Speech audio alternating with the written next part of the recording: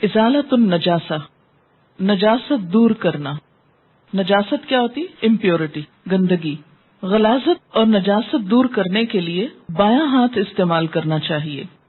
عن عائشہ رضی اللہ عنہا قالت كانت يد رسول الله صلی اللہ علیہ وسلم اليمنى لطهوره وطعامه وكانت يده اليسرى لخلائه وما كان من اذى رواہ ابو داود.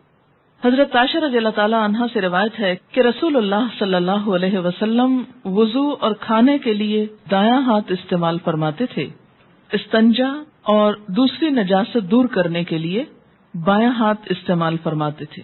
دوسری نجاست میں کسی بھی قسم کی نجاست، مثلا ناک صاف کرنا یا جسم پر لگی ہوئی کوئی بھی نجاست اتارنا، تو اس کے لیے ادب یا اخلاق کا تقاضا کیا ہے؟ بایاں ہاتھ استعمال کیا جائے.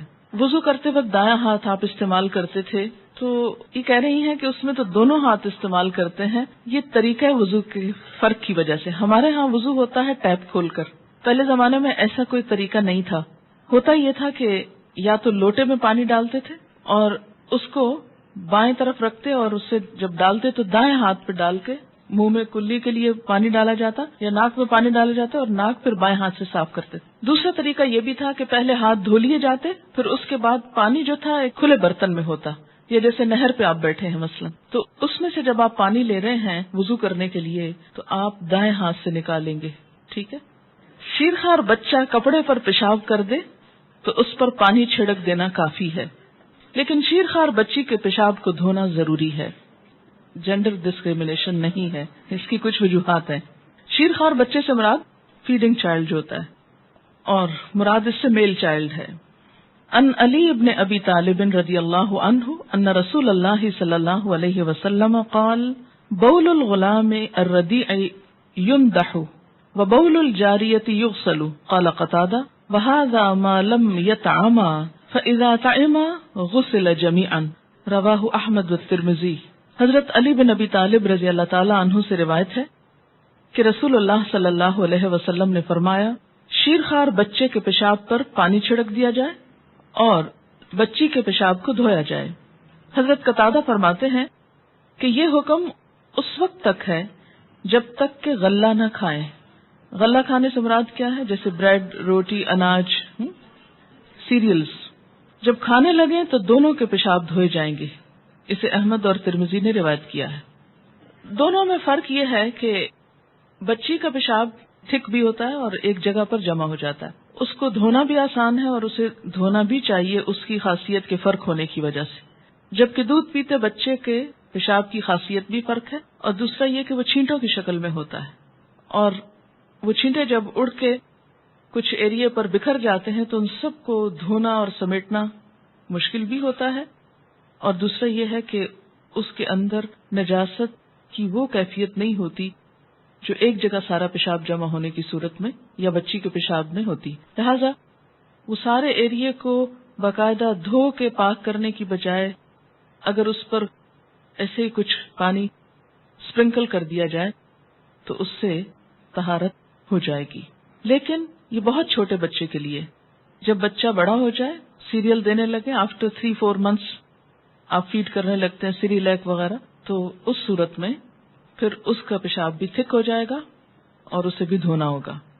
ان ام قیس بنت محسن رضی اللہ عنہا انہا اتت رسول اللہ صلی اللہ علیہ وسلم بابن لها لم يأكل الطعام فوضعته في حجره فبال قال فلم يزد على ان ندح بالماء رواہ مسلم. حضرت ام قیس بنت محسن رضی اللہ عنہا سے روایت ہے کہ وہ اپنا بیٹا رسول اللہ صلی اللہ علیہ وسلم کے پاس لے کر حاضر ہوئی جو ابھی اناج نہیں کھاتا تھا. اسے حضور صلی اللہ علیہ وسلم نے گود میں بٹھایا تو اس نے پیشاب کر دیا. حضور اکرم صلی اللہ علیہ وسلم نے اس کے اوپر پانی چھڑکنے کے علاوہ کچھ نہیں کیا، یعنی اسے دھویا نہیں. اسے مسلم نے روایت کیا ہے. کپڑے پر منی یا کوئی دوسری رطوبت لگ جائے، منی سے مراد سیمن ہے، تو اتنی جگہ پانی سے دھو کر نماز پڑھ لینی چاہیے، خواہ اس کا نشان باقی رہے. رطوبت سے مراد ویٹ ڈسچارج. عن عائشہ رضی اللہ عنہا قالت كنت اغسل الجنابة من ثوب النبي صلی اللہ علیہ وسلم فيخرج الى الصلاة وان بقع الماء في ثوبه رواہ البخاری. حضرت عائشہ رضی اللہ تعالیٰ عنہ فرماتی ہے کہ میں نبی صلی اللہ علیہ وسلم کے کپڑے سے جنابت دھو دیتی، پھر آپ نماز کے لیے تشریف لے جاتے اور پانی کی نمی کپڑوں پر باقی ہوتی. اسے بخاری نے روایت کیا ہے. یعنی دھونے کے بعد کسی بھی نجاست کو اگر کپڑا ابھی گیلا ہے تو اسے استعمال کیا جا سکتا ہے. ضروری نہیں کہ وہ سارا پانی سوکھ جائے، ویپوریٹ ہو جائے تو پھر ہی پاکیزگی ہوگی. جب دھل گیا اور اس کے اثرات دھل گئے تو اس کے بعد اگر کوئی اور کپڑا نہیں کسی کے پاس پہننے کے لیے تو اسی کپڑے میں نماز ہو سکتی ہے. عن عائشہ رضی اللہ عنہا انہا کانت تغسل المنی من ثوب النبی صلی اللہ علیہ وسلم ثم اراہ فیہ بقعتا او بقعا رواہ البخاری. حضرت عائشہ رضی اللہ تعالی عنہا سے روایت ہے کہ وہ نبی اکرم صلی اللہ علیہ وسلم کے کپڑے سے منی دھو ڈالتی لیکن اس کا نشان یا نشانات کپڑے پر باقی رہتے. اسے بخاری نے روایت کیا، یعنی گیلے پانی کے دھونے کے بعد.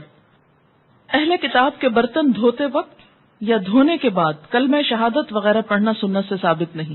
مثلا آپ کسی کرسچن کے گھر کھانا کھا رہے ہیں، کھا سکتے ہیں کہ نہیں؟ کیوں؟ کیا دلیل ہے؟ وَطَعَامُهُمْ حِلٌّ لَكُمْ، ان کا کھانا تمہارے لیے حلال ہے. لیکن بسا اوقات وہ ایسی چیز کھاتے ہیں کہ جو آپ کے کھانے میں نہیں آتی یا ایسے انگریڈینٹس ہوتے ہیں.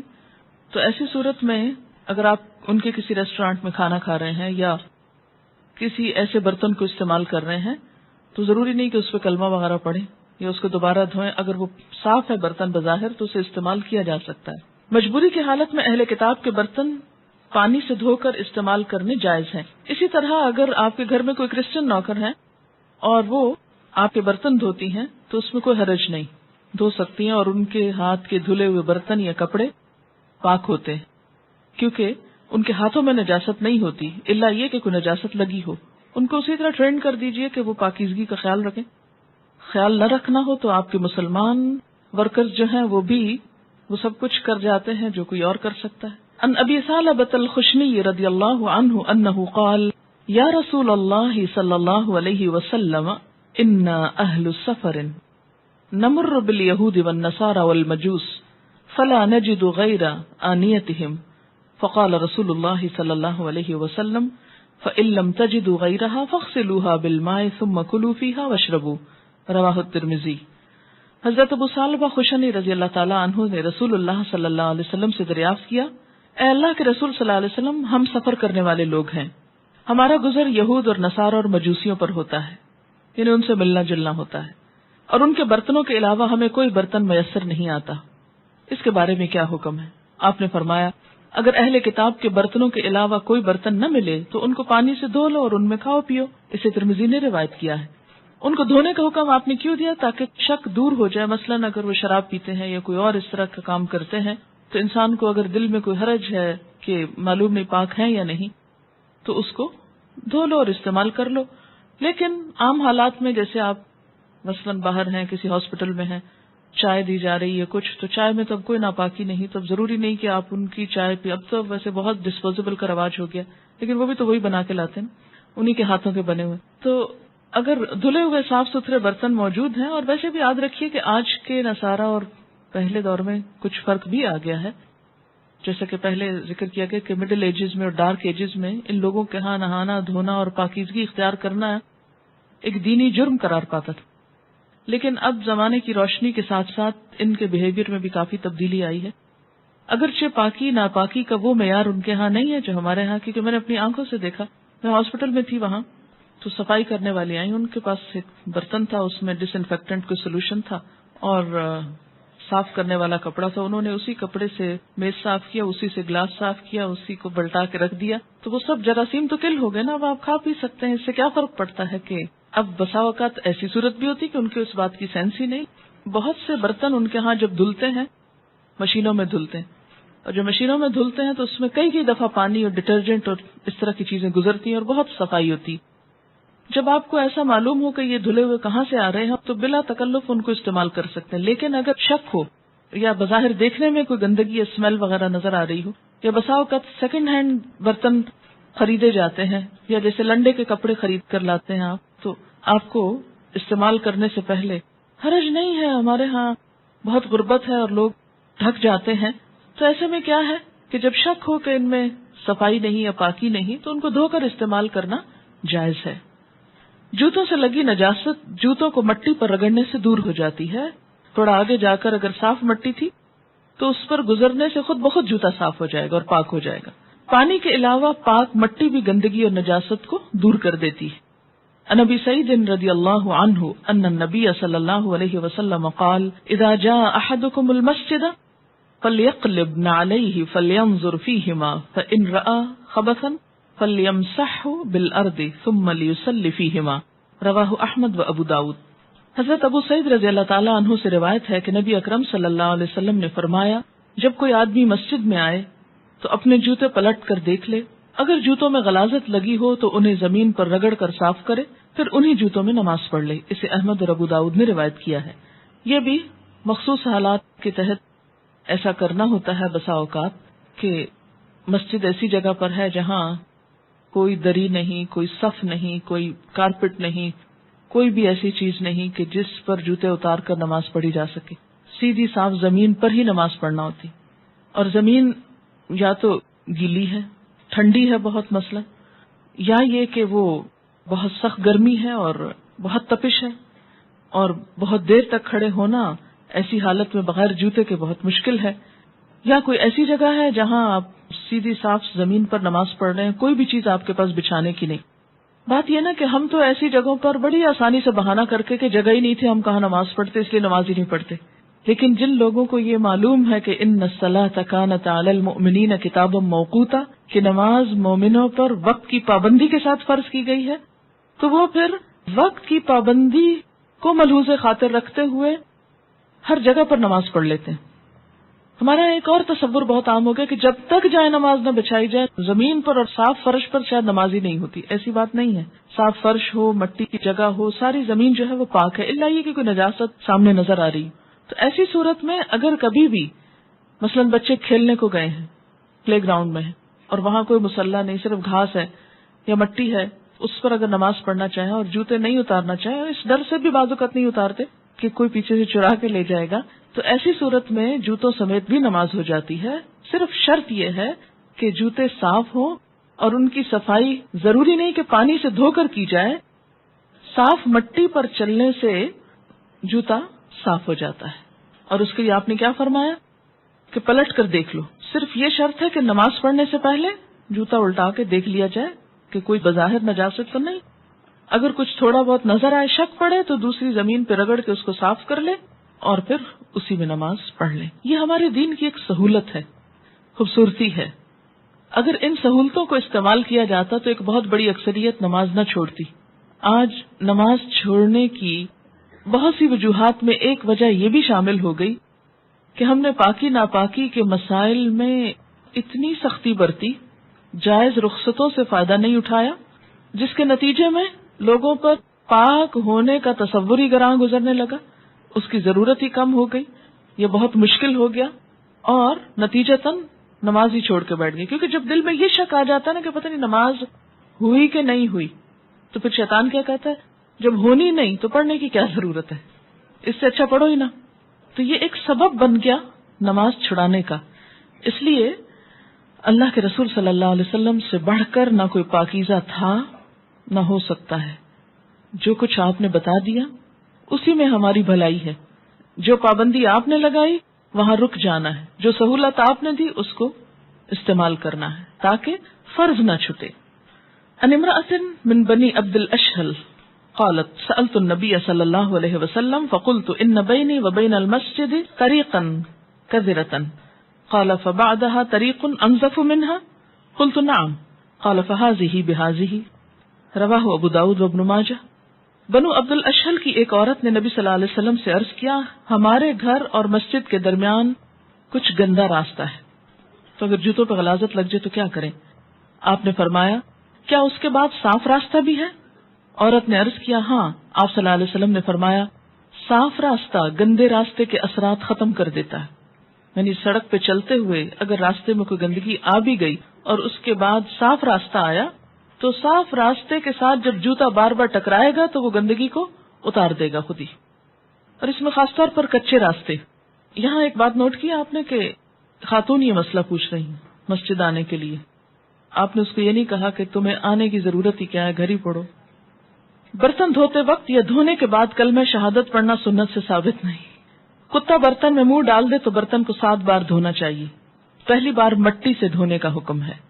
عن ابی ہریرہ رضی اللہ عنہ قال قال رسول اللہ صلی اللہ علیہ وسلم طہور اناء احدکم اذا ولغ فیہ الکلب ان یغسلہ 7 مرات اولاہن بالتراب رواہ مسلم. حضرت ابو ہریرہ رضی اللہ تعالی عنہ کہتے ہیں کہ رسول اللہ صلی اللہ علیہ وسلم نے فرمایا جب کتا برتن میں منہ ڈال دے تو اس کو پاک کرنے کا طریقہ یہ ہے کہ برتن 7 مرتبہ دھویا جائے. پہلی مرتبہ مٹی سے دھونا چاہیے. اسے مسلم نے روایت کیا ہے. مٹی سے دھونے کا حکم کیوں ہے؟ اس لیے کہ کتے کے لعاب دہن کے اندر ایسے جراثیم موجود ہیں جن کو مٹی کھل کرتی ہے. صرف پانی کافی نہیں. اور یاد رکھیے کہ آج کل کے بعض ڈٹرجنٹس بھی وہ کام نہیں کرتے جو پہلے زمانے میں مٹی اور ریت اور راکھ کیا کرتی تھی. اسی لیے بیماریاں کم تھی. ہم نے صفائی کے لیے جو کچھ استعمال کرنا شروع کیا وہ بذات خود ایک بیماری بن گیا. اتنے ایکسیسو کیمیکل جسم کے اندر جانے لگے برتنوں کے ذریعے، یعنی ڈٹرجنٹس زیادہ استعمال کرنے کی وجہ سے، کہ اس سے کئی بیماریاں جنم لے رہی. تو بہرحال اسلام چونکہ ایک فطری دین ہے، ایسی کوئی بات نہیں کہی گئی یا ایسی کوئی پابندی نہیں لگائی گئی کہ جو انسان کے بس سے باہر ہو. مٹی ساری زمین پر اویلیبل ہے، اس لیے کوئی بھی شخص اس چیز سے فائدہ اٹھا سکتا ہے. جنبی کو طہارت حاصل کرنے کے لیے پانی سے غسل کرنا چاہیے. جنبی کون ہوتا ہے؟ حالت جنابت میں. جنابت جیم نون بے جنب سے نکلا ہے. جنابہ کا مطلب ہوتا ہے الگ ہونا، کہ انسان کی ایسی کیفیت جس میں وہ نماز روزہ عبادات سے الگ ہو جاتا ہے جب تک کہ وہ پاک نہ ہو جائے. تو حالت جنابت میں 2 چیزیں آتی ہیں، ایک تو حیض اور نفاس وغیرہ، اور دوسرے سیکشل انٹرکورس وغیرہ. پانی میسر نہ ہونے کی صورت میں مٹی سے تیمم کر کے طہارت حاصل کی جا سکتی ہے. کپڑے پر حیض کا خون لگ جائے تو اسے پانی سے دھو کر پاک کرنا چاہیے. یعنی مینسٹرل بلڈ کے اگر اسپاٹ ہو تو اسے پانی سے دھو دینا چاہیے، لیکن باقی کپڑا پاک ہوگا. ہمارے ہاں تو کوئی اسپاٹ ہو یا نہ ہو، بس ایک دفعہ جسم کو ٹچ کرنے کی دیر ہے، اب وہ کپڑا پہننا حرام ہو گیا. مردہ حلال جانور کی کھال دباغت سے پاک ہو جاتی. دباغت کیا ہوتا ہے؟ ٹین کرنا، ٹیننگ.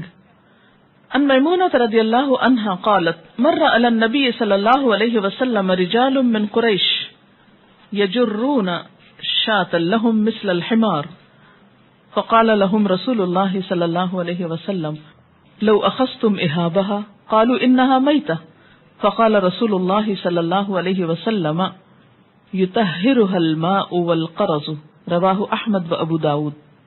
حضرت میمونہ رضی اللہ تعالی عنہا سے روایت ہے کہ نبی اکرم صلی اللہ علیہ وسلم نے دیکھا قریش کے کچھ لوگ مری ہوئی بکری کو مرے ہوئے گدھے کی طرح کھینچ کے لے جا رہے ہیں، گھسیٹتے جا رہے ہیں.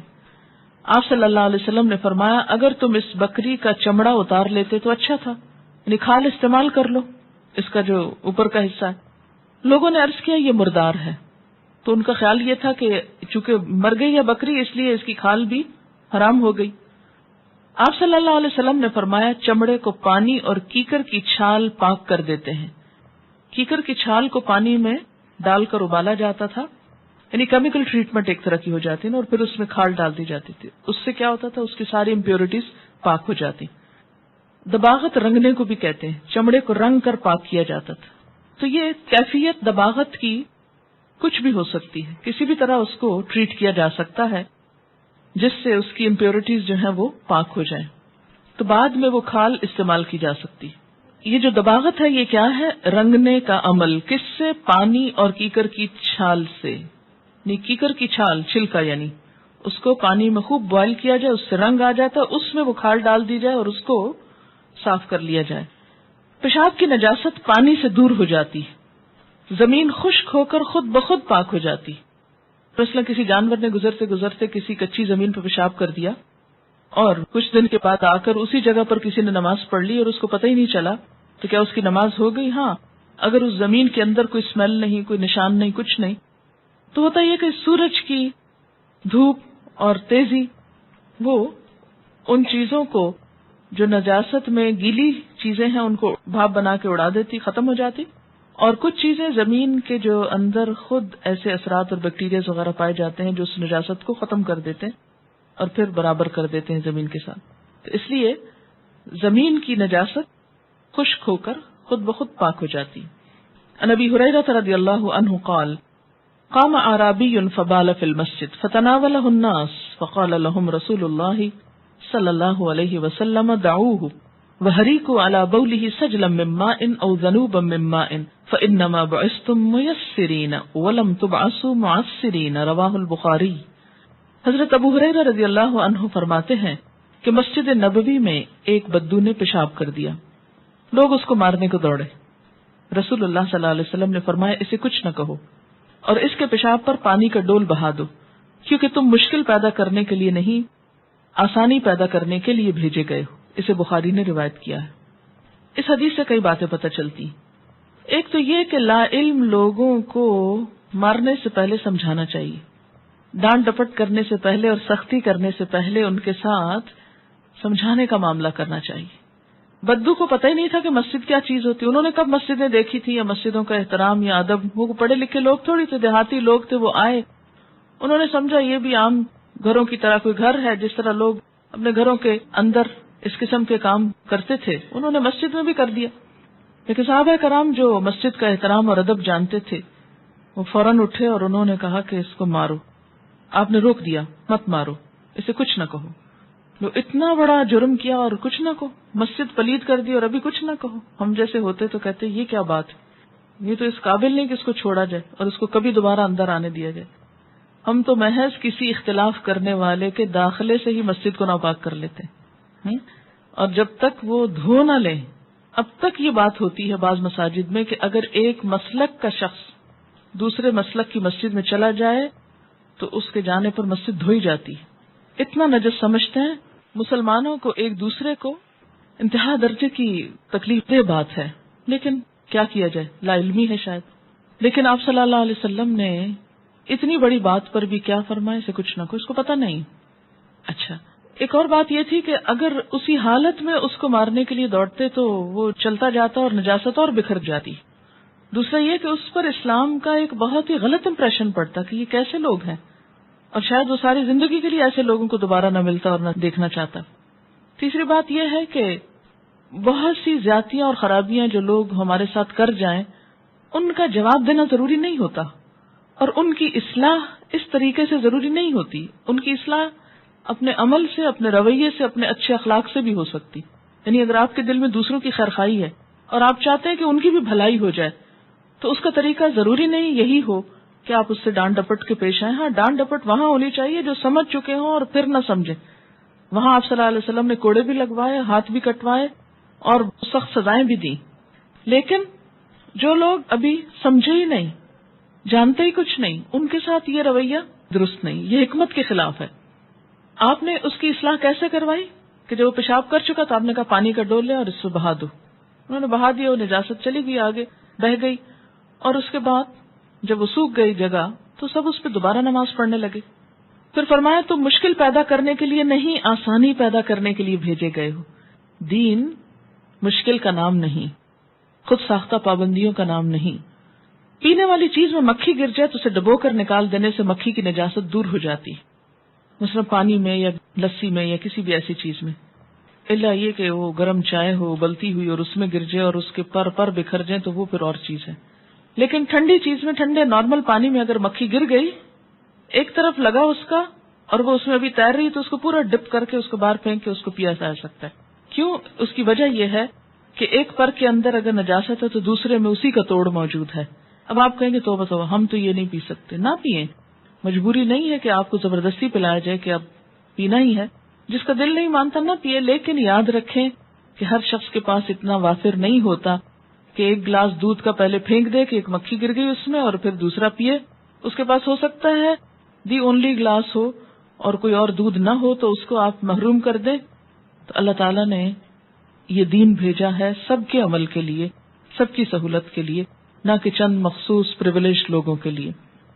عن ابی ہریرہ رضی اللہ عنہ ان رسول اللہ صلی اللہ علیہ وسلم قال اذا وقع الذباب في اناء احدكم فليغمسه كله ثم ليطرحه فان في احد جناحيه شفاء وفي الاخر داء رواہ احمد والبخاری و ابو داود و ابن ماجہ۔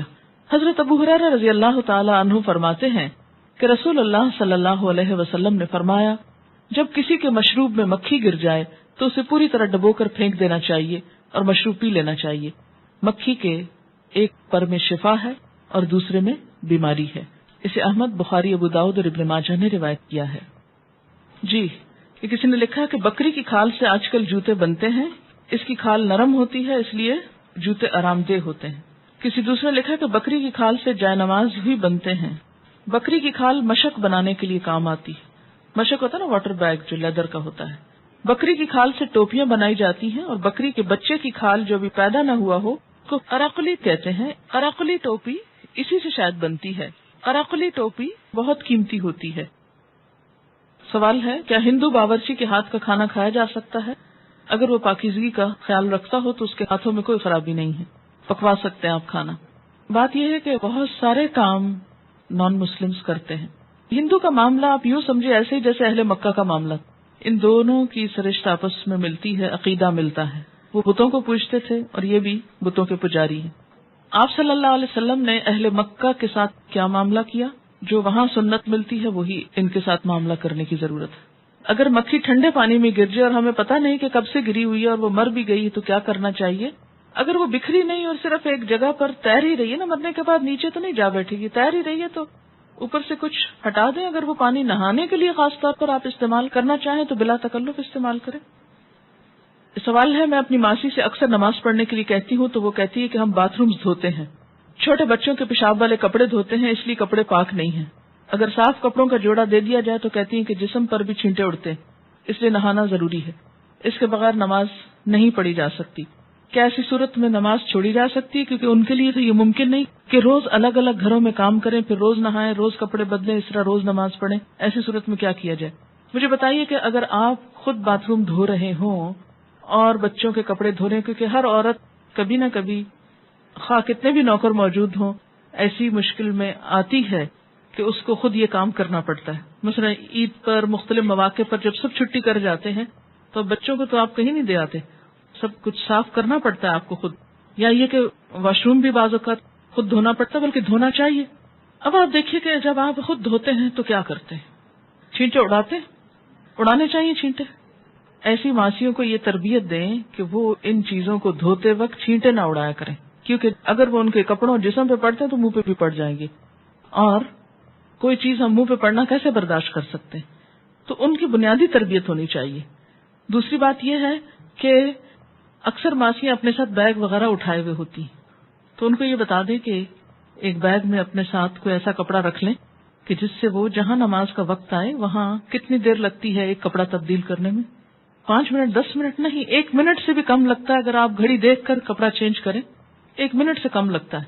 اور جو چھینٹے پڑتے ہیں وہ اعضاء وضو میں بھی دھل جاتے ہیں، یعنی ایسے چھینٹے اڑانا کہ وہ آپ کے جسم کے اندر تک کپڑوں کو پار کر کے چلے جائیں، تو یہ تو انتہائی پھوڑ پن کی علامت ہے۔